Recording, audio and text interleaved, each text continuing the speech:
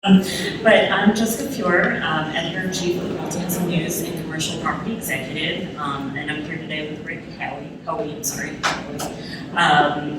and Rick is gonna talk about what renters want.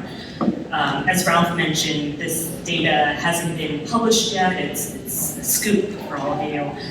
It's the NMHC Grayscale Renter Preference Survey. So we're really excited to hear what the renters have to say.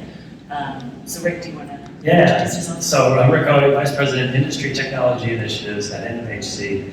We're going to share some insights. The report hasn't been published. The data we just received it about 3 weeks ago, so we might not be able to answer all your questions, but we do have some initial data. It hasn't been presented anywhere else, so this is the first time that it's been presented. So on your desk, they should have gotten you this future renting. There's a few stats in there from the initial cut of the publication.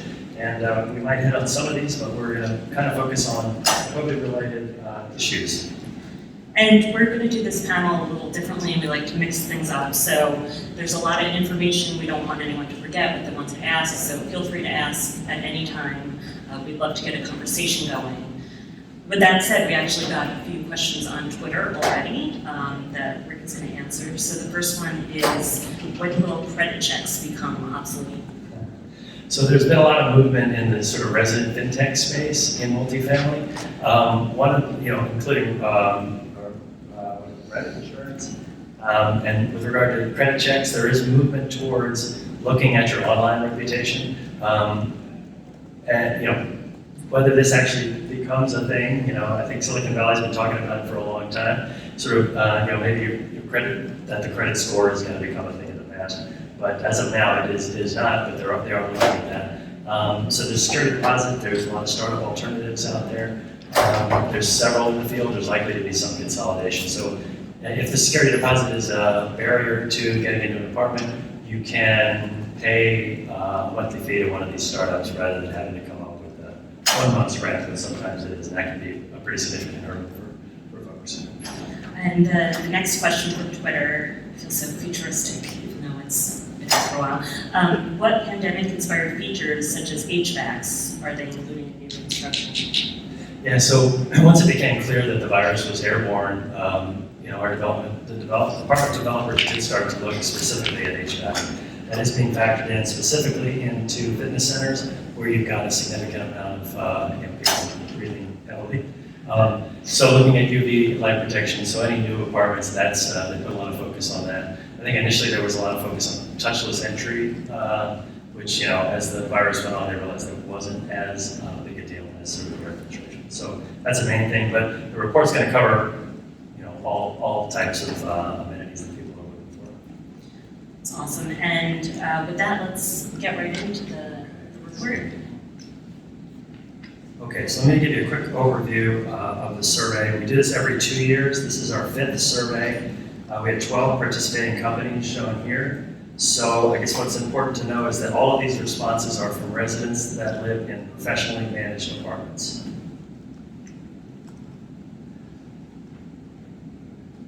So we sent out over 1 million surveys in 4,564 properties across 44 states. We received 221,559 responses in total. So it makes it the largest database in the country of this type of information as to what renters want. We haven't yet been able to do extensive data cuts, but we do have some initial findings, and we have some in here. They're definitely worthy of some further research. So in the survey, we have garden apartments, mid-rise, high-rise, urban, suburban, a few townhouses, and a few single-family rentals, which the industry is just starting to put its toes in the water on. And that's sort of the base. Okay, so with the database that size, we have 79 cities that are covered, or MSAs. Broad coverage, pretty much heavy on the coast, but good data from just about every region in the country. And so we can have our research team benchmark any city data against the national numbers to highlight any specific preference differences by MSA. And we've done these in the past. They can be kind of interesting, but usually they're kind of what you expect. Like Boston is less interested in air conditioning, big fun. But the data is available now, and we should be able to make any cuts that you're interested in.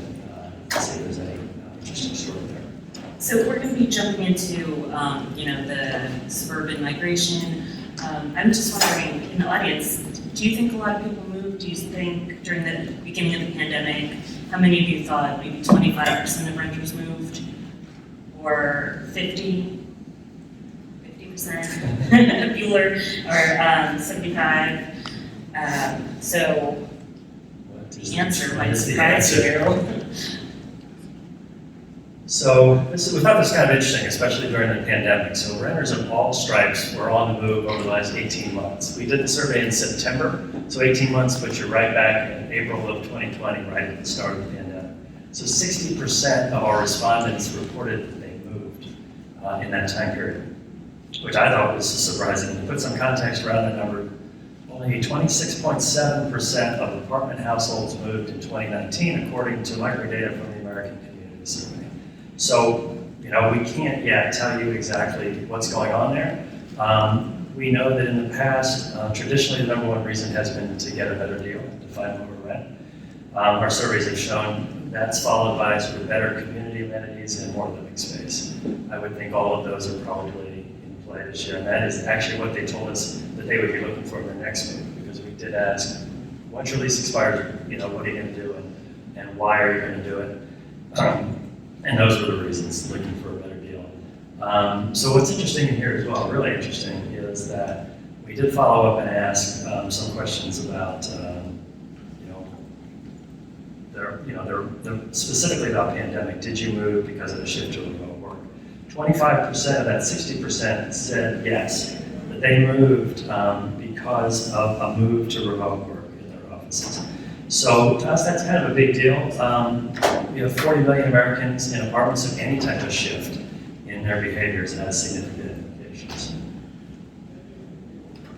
All right. So any questions so far on our database? Or? Yeah, so I know I'm on the New York Times, and I know that a lot of movers in New York, the market just tanked, and so a lot of people's leases came up, they got amazing deals, they were able to move to neighborhoods they could never afford. But then a year later, rents have gone right back up, and a lot of those people, they were like teaser deals, and their rents spiked back to what they were, and they, with their market rate apartments, couldn't stay and are back to sort of, again, living far out from your apartment. So how much is the move happening because the rents are going all over? Is that more unique to the New York market?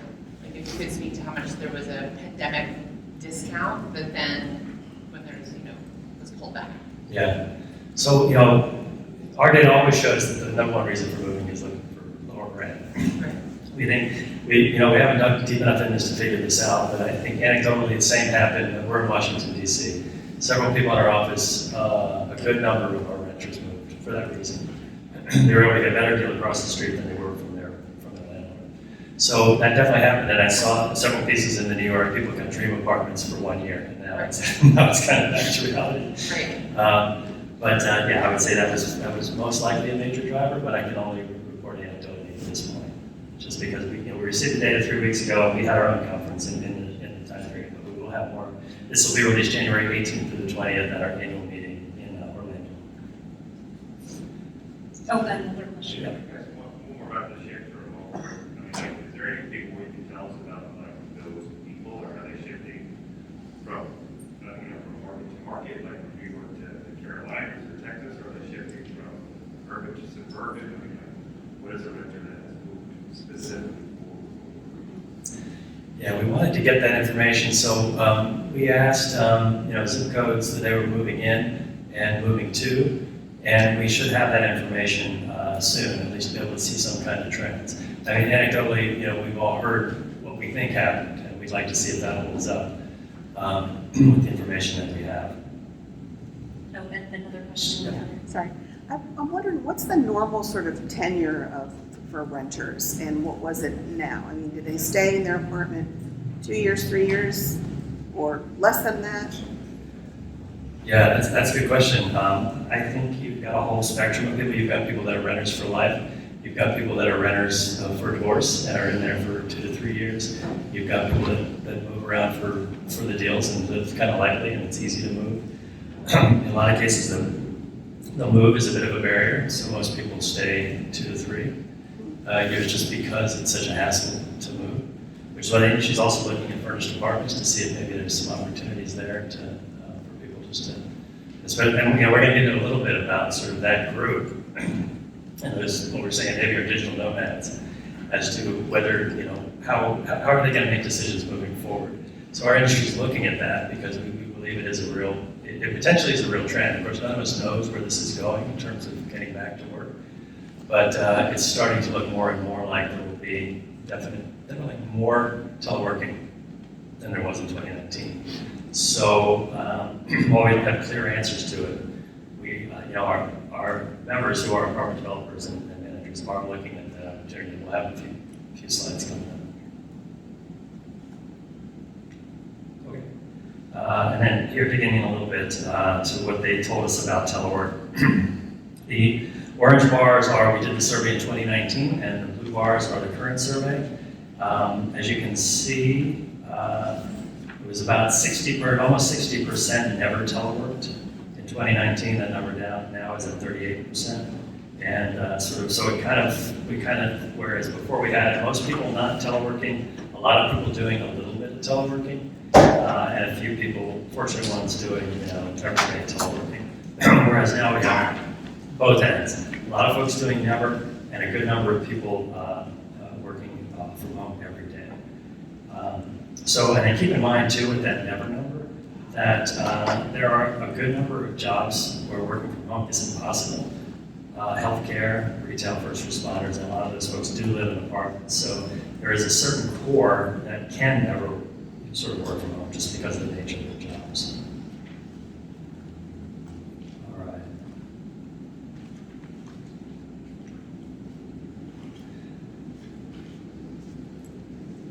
As I said, the big question is sort of what's going to be permanent. How are things going to break out moving forward? That's why I found this one kind of interesting.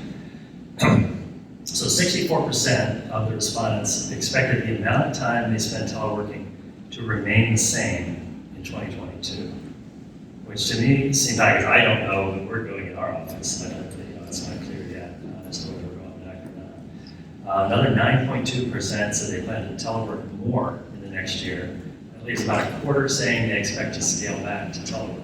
So that's over 70% who said that they would be, whatever the situation now is going to be the same. Now keep in mind that also includes the never teleworkers who know that they won't be able to telework moving forward just because they're doing their jobs. A little complicated to figure out exactly what that means, but it sure clearly looks like some teleworkers feel as if the situation they have now is going to stay either temporarily through 2022 or possibly permanently.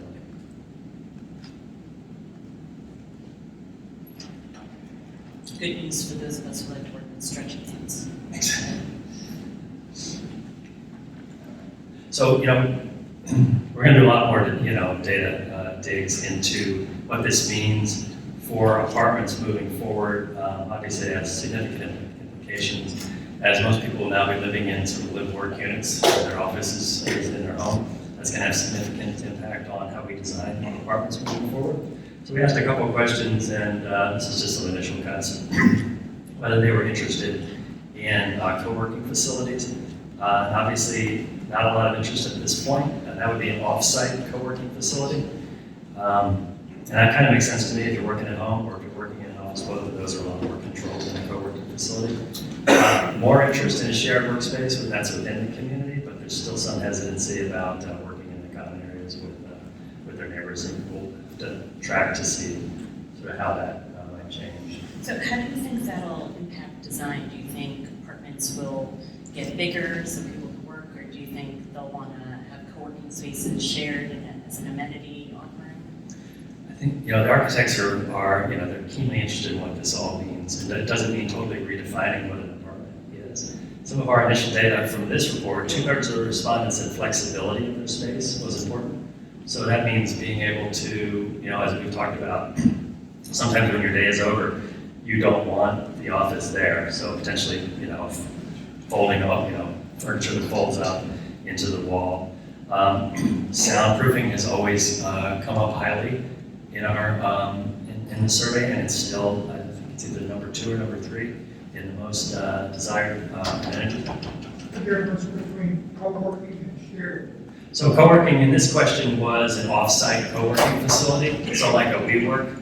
And to me, 19% is not huge interest in that. I think that kind of makes sense that sharing a space with people that you don't know, potentially not as controlled as it might be, even in your. So the shared workspace would be in the lobby where they have some shared hotspots for your computer and potentially some printing ability, maybe even some conference facilities. So a lot of thought going into this, and there's still a little bit of uncertainty as to where, how much of this is going to be permanent, but definitely a lot of thinking going on in terms of the design. Do you think that will impact the amenities, or what amenities do you think will grow in popularity? Yeah, so what was interesting this time was, and so much of this we have to just guess, across the board interest in the amenities was down through all the community amenities throughout the survey. There was less interest, and our initial take is potentially that a lot of those amenities were closed for 6 months, 8 months out of the year for the pandemic, and either people got used to not having them, or a lot of those amenities are communal. So there's probably still a little bit less interest in, maybe a chef's kitchen that you have to share with some of your neighbors, or definitely a fitness center. So yeah, still trying to figure out exactly what happened there, but in the past people would say, yeah, we're interested in everything. You're interested in it, whatever, because all you can do is check yes, we're interested. So we've been trying to really account for that by asking them, would you rent without it? To sort of make them, force them to say, hey, is this an important amenity for you or not? But yeah, so we've got all that data. We're going to continue to slice it moving forward to see what it means. Yeah, might be the end of the amenities arm race. It could be. It could be that now people are going back to basics and they just want really good broadband in their apartment. They want an apartment with a little more space, maybe with some flexible, office, and it's just uncertainty is the name of the game here. For the last 18 months, we still don't know, but I think we're starting to get some sense as to what's going on. So this is.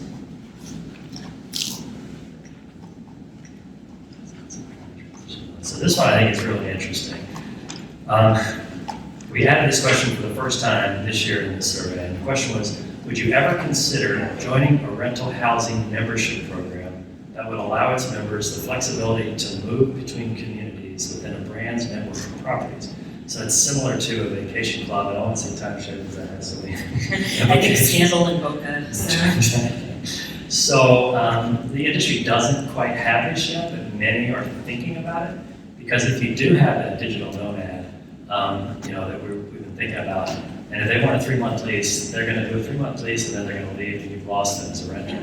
So a lot of our members are thinking, well, how do we, if they're going to go somewhere else, our portfolios are big enough now where we could have them move into one of our properties elsewhere. Why not just try to lock them in for the year?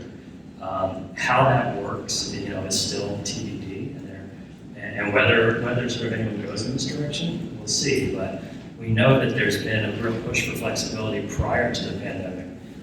So we kind of wanted to get a sense. And what was interesting is it's about 50-50 here in terms of 46% of people said they would be interested in that environment, in having the ability to sort of just, basically be a little bit untethered and to move, either go visit old college friends, go visit family, go follow the snow and ski or whatever it might be, during different times.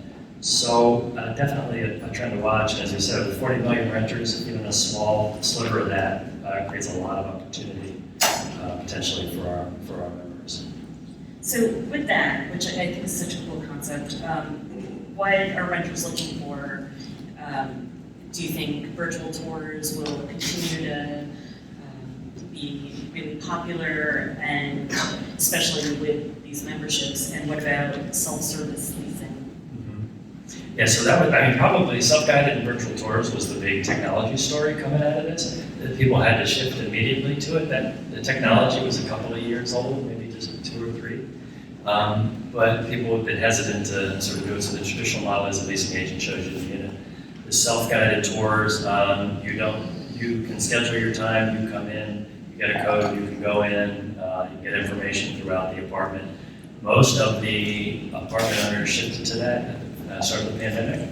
So that was one of the big stories. There's been a lot of movement looking at sort of automating that entire process. Because, with regard to prospects, it's a funnel. You have a lot of people, a lot of questions. Do you have a fitness center where you located, all of that. So they really want to automate that because there's so much that the on-site staff have to do just with their existing residents because of the explosion of packages and sort of move-ins, move-outs, so people, so they really want to focus their time on sort of more customer service and less on selling. So there's AI that can filter you down and answer a lot of your questions. And some, at least one, has gone to a fully automated, and it's Avalon Bay, has a fully automated leasing process at an apartment in Rockville, Maryland. I think it's called Canso, K-A-N-S-O. I'm not sure the exact name. But there's not a single person on site. And as part of that too, they reduce the rents because it's basically a stripped down, there's very limited amenities as well. So even your move-in, it's got to be done, scheduled through the system. You can always call into a call center and catch somebody, but sort of an interesting move, and it kind of fits into this a little bit too, in that if you're moving in and out of different places, it might be easier to do it in sort of a self-service model. I, for one, can't wait to meet our robot overlords. So. I think a lot of what they're trying to get right is like when do you, everyone's had that experience. When do you realize that the person's getting frustrated and hand it off to you? Yeah. It's like we just had our operations and technology conference, and that's the big question. How do you get that process to work seamlessly where it's not a pain for the prospect coming in and looking at the unit, or even just like calling in. And with AI, how it's different with algorithm, it does learn. So it is getting better, and I've even noticed, and I think you said too, that now it's getting harder to tell whether you're talking to a human or a robot. Or a human with no personality. Exactly. So yeah, really interesting developments. I do think there's going to be continued sort of automation of those processes. And part of it is too the labor shortage in that it's difficult to, and this is a difficult job, so there's a lot of turnover with leasing and community managers because you have to deal with them. If you have 300 houses, you have to deal with every problem in each of those houses. Yeah. So it's a difficult job. And with the labor shortage, if you've got them answering calls about, do you have a pool, do you have this, they really don't have the time. It's difficult to keep them if that's what their job is. I think we had a question. Yeah, about the rental housing membership program. So is that actually happening, or is there a number? How common is it? I know co-housing has there's some co-housing companies I've talked to where you can hop around, but they're pretty small. Like, is that realistically a future thing? Is that something that companies are going toward in the future realistically? Yeah, so I'd say co-working is probably. Not co-working, sorry, the rental housing membership. Yeah. I was going to say the co-working is or co-living, sorry, it was something of a model that got them thinking about it because that is, you can sort of move, you just have like an ownership in that, and they have a couple of properties and you can sort of move around. They were looking at this prior, but as of now, it's in the sort of discussion phase because the concept of this digital nomad was a really small slice of the population in 2019. The question now, how big a slice is that?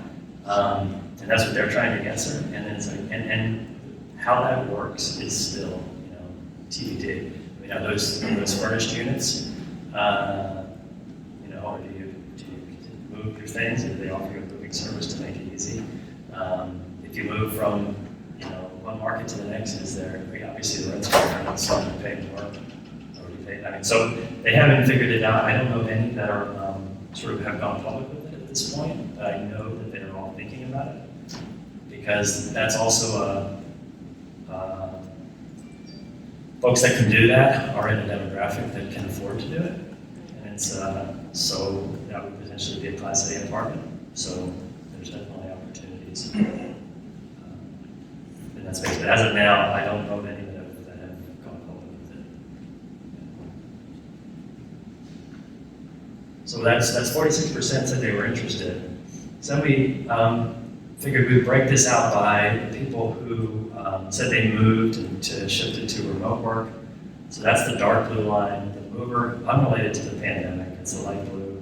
And then the non-mover is the orange. So as you can see, it staggers up in terms of, so if you were staying in place, you are not as interested in this membership program.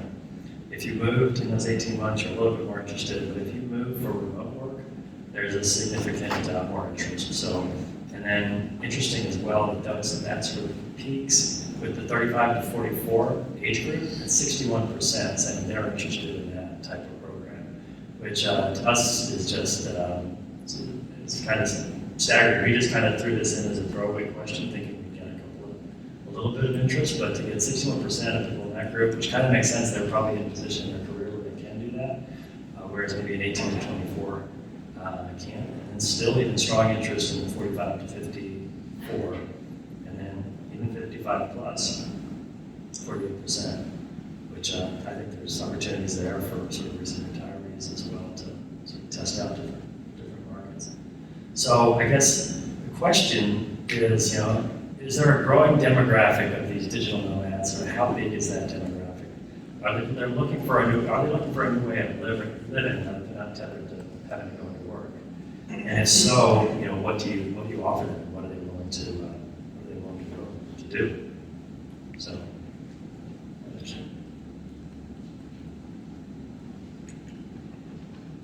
This is a little bit of a pivot, but still sort of in the same space because, as we've said, it's kind of ill-defined yet as to how if there was a membership program, how that would work. So we asked, what is your interest in your ability to list your unit on a short-term rental site? So that's basically to put it on an Airbnb. So the footnote here is that it's still considered a lease violation in most apartment communities. And there's a We debate. don't endorse anything. We're not endorsing it, Yeah. definitely. Most of our industry Yeah. is not supportive of it because of what it does to the existing community. It turns existing communities into hotels, or some people all think heard some of the negative feedback. And then also, if you see over 10% say they wouldn't rent in a community that allows this, that's a big deal for our memberships. Over 10% of the market saying that they wouldn't rent if your neighbors were renting out on Airbnb. So putting that aside, we did ask how interested they were. About 30, or this is the overall numbers, about 30% were interested, 70% were either neutral or not interested. And these numbers are for all the respondents in the database.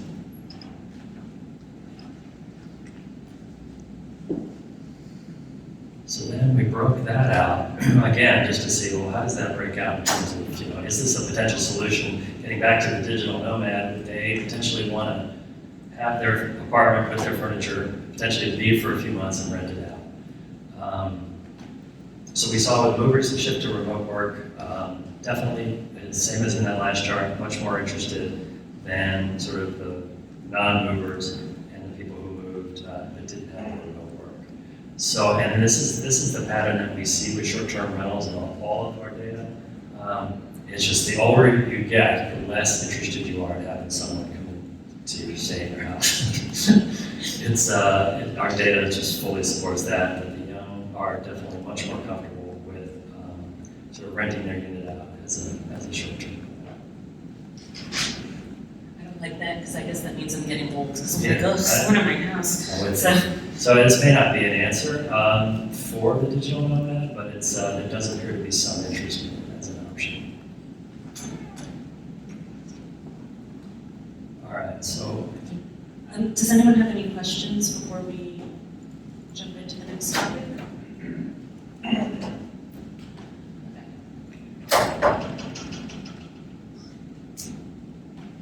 Okay, so this, I don't think any of the results are surprising. So this year, we actually, there is interest, in addition to looking at the digital nomad, one of the movements goes towards single-family homes. It's caught the interest of the apartment companies. They are definitely looking at it. I think there's been several comments about the single-family rental market. So looking at it, there's very few in the portfolio. There's basically two types. One is purchasing scattered sites and renting them. And the other is the build to rent, which is to get a piece of land, build single-family homes, have a swimming pool, fitness center, sort of same as an apartment community, except these are single families. That is mostly what our members are looking at. They're not looking at our members would be most of the large apartment owners, developers, and managers in the country. Most of them are looking at the build to rent, where they would build an entire community, but instead of doing apartments, they do single-family rentals. So locations would likely be a little bit more suburban than sort of their traditional markets. And this is, I don't think there's anything surprising here. The markets would be partnered with children and partnered with no children showed the most interest, and those are the orange. What would that be? What would partner with no children? That would be a couple without children. That could potentially be an empty nester, or it could be a younger couple without children. And then there was some interest, sort of living with roommates and single parents. And I mean, we can only speculate on some of the reasons, but we thought maybe school district. You might want to be in a good school district in some of these.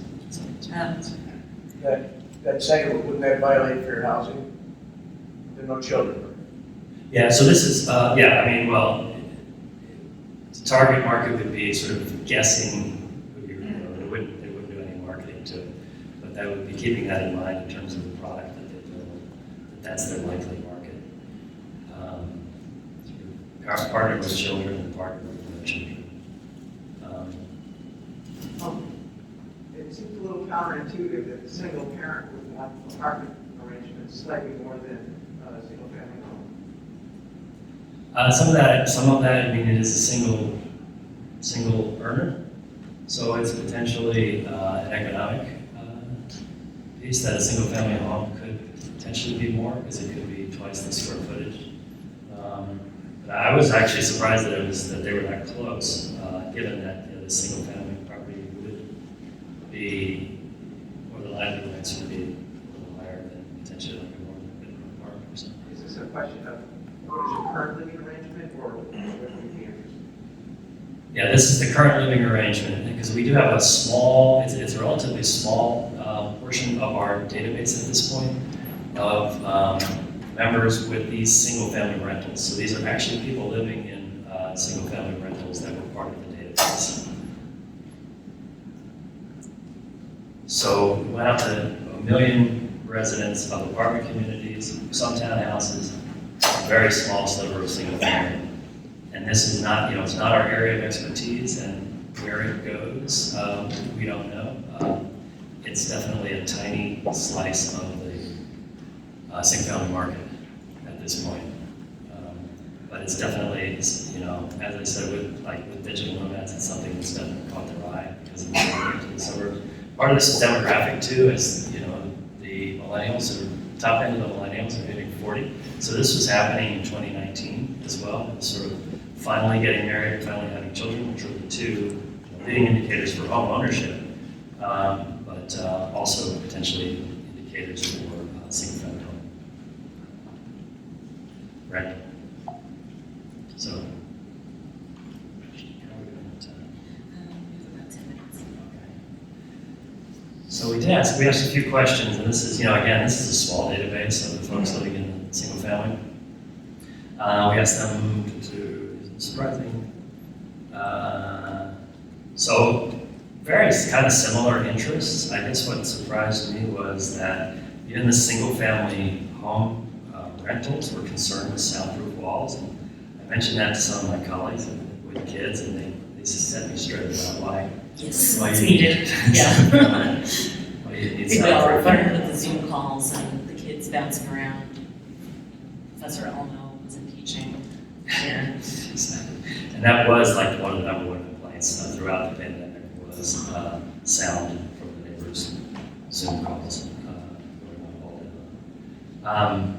And just a couple, slight differences. Fitness center, a little bit less interest, but in a lot of cases you're trading that for a yard, for your pet, for your kids to play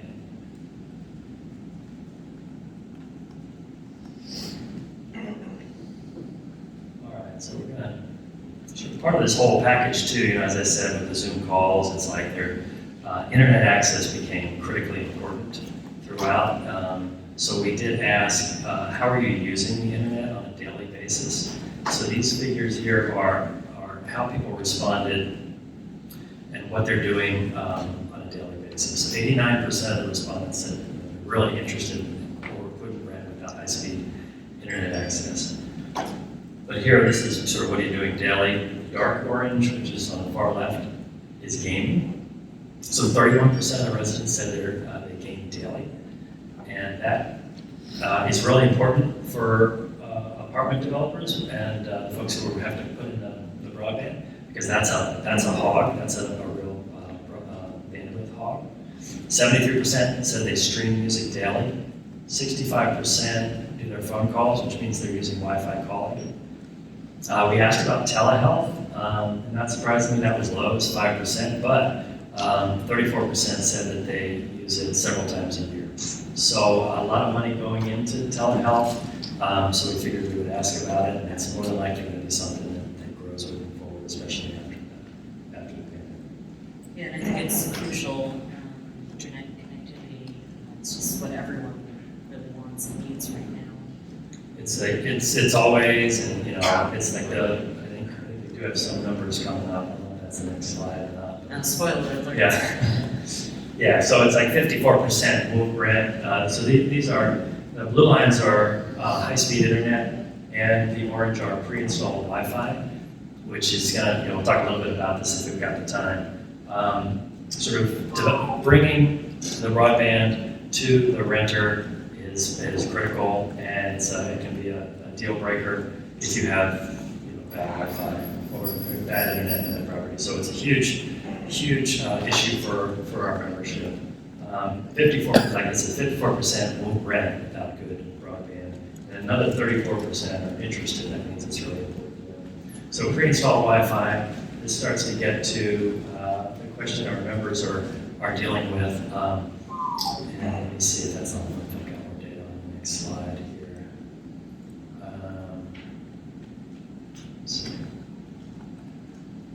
Yeah, a little bit. So in other forms of commercial real estate, like the hotel here, there is a centralized broadband. Apartment communities are a little different, even though they are commercial real estate, because they have residences. So traditionally, resident has a choice, and they can have Comcast or AT&T come in and set up their Wi-Fi. The industry is asking, and especially with as you said, all this demand for the broadband, do we move to a centralized system where we control it? So we asked folks, would you want the owner, the manager, to offer everything? So when you move in, it's all there, it's set up, the Wi-Fi is ready to go, and then any issues you have, work through the management company. Would you be interested in that? So these are the numbers, and that's the line there is the ARC. There's still a good number of people who would rather just call Comcast and just have them come out on Tuesday and set up here. Not me. It is interesting though that the younger generation is interested in sort of this sort of centralized one-stop shop, and that kind of fits because they're used to getting things quickly and sort of moving in and not having Wi-Fi for a day or two would be unacceptable to them. So really interesting that this gets us this, because we are residential real estate and we are commercial real estate, it gets us into, it's a lot more complicated. And then there's questions, if you do have that centralized, is there any anti-competitive issues in terms of your renters now don't have a choice? They have to go with whatever you've chosen, which is the case in other, like an office and a hotel, but it's a different situation because of the only instances at this time. And I'm sure then you're also dealing with people who might want even faster than what we're offering. Mm-hmm. What do you do then? Right, they want the gaming, especially Yeah. for gaming. Oh, yeah. So I don't know if that means maybe offer premium packages or how it is. Anyway, this is a huge issue for the industry. How do you provide broadband moving forward? FCC is also interested in this. It's like making sure that the renters are getting adequate choice and that they have that they're getting the best deal possible. And there are sort of advantages to doing bulk and that you can get more affordable, but it does still limit choice to the renter. So an interesting dynamic that's going to play out in the next couple of years.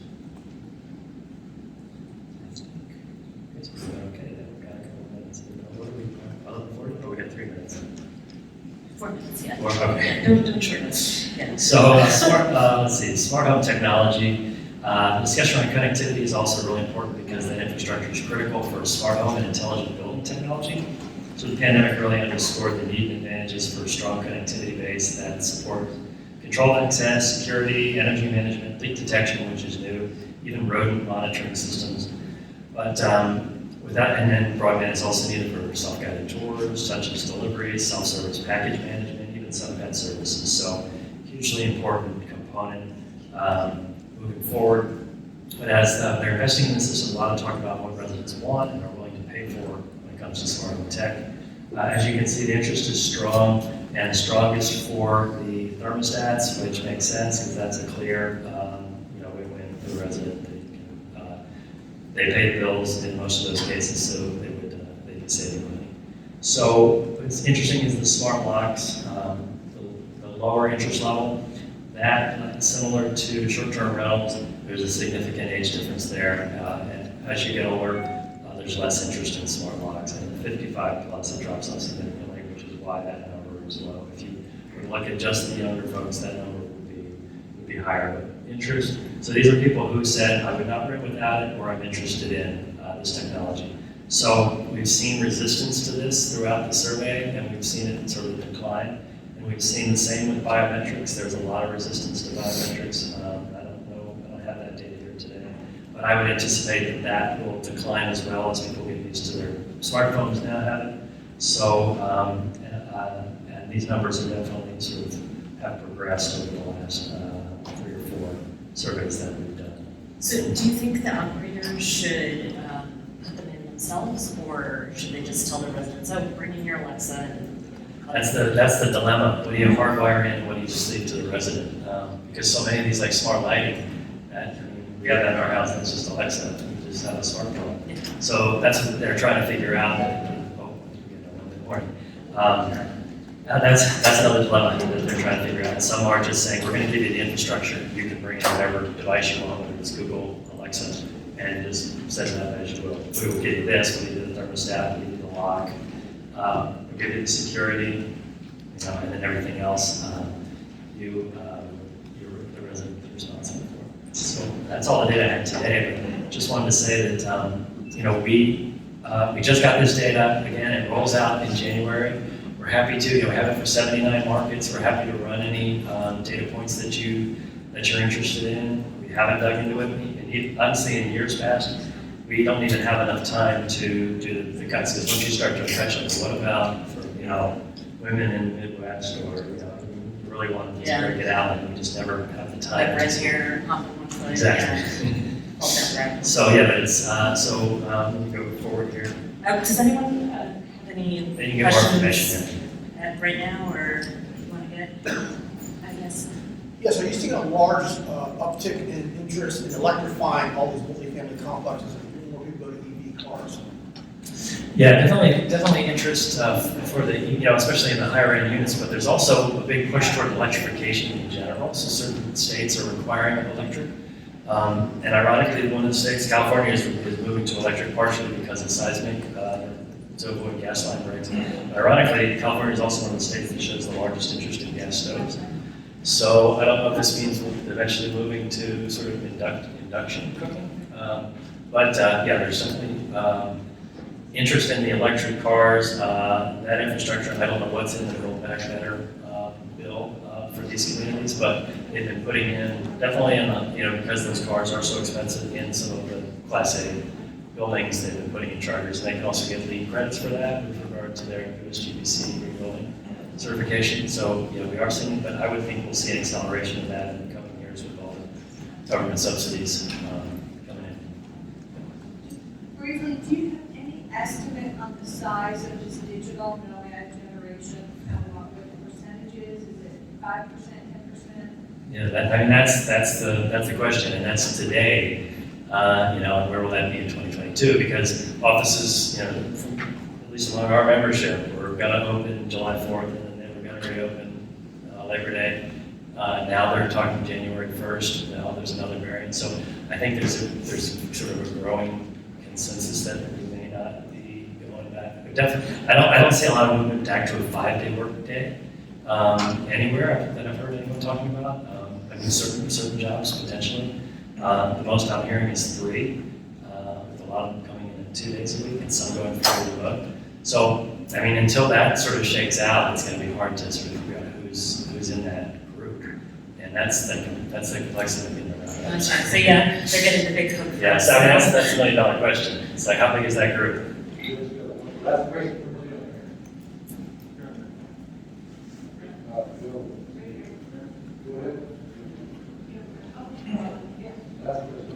If there, do you anticipate seeing or hearing about any new building codes coming out of lessons we learned in the pandemic or incentives possibly? Yeah, that's interesting. We do have a person at NMHC, and unfortunately, I don't know, I'm not in regular conversation with her, but I think you could potentially see new codes regarding air filtration moving forward. I think that's definitely a possibility. We can connect you with that person. It's Paula Sino is her name, and Colin can get to that information. So I think that's Yeah, great, thanks so much. That's very excellent. Thank you all, and Thank feel free you. to call on communications people here. They can follow up with any questions.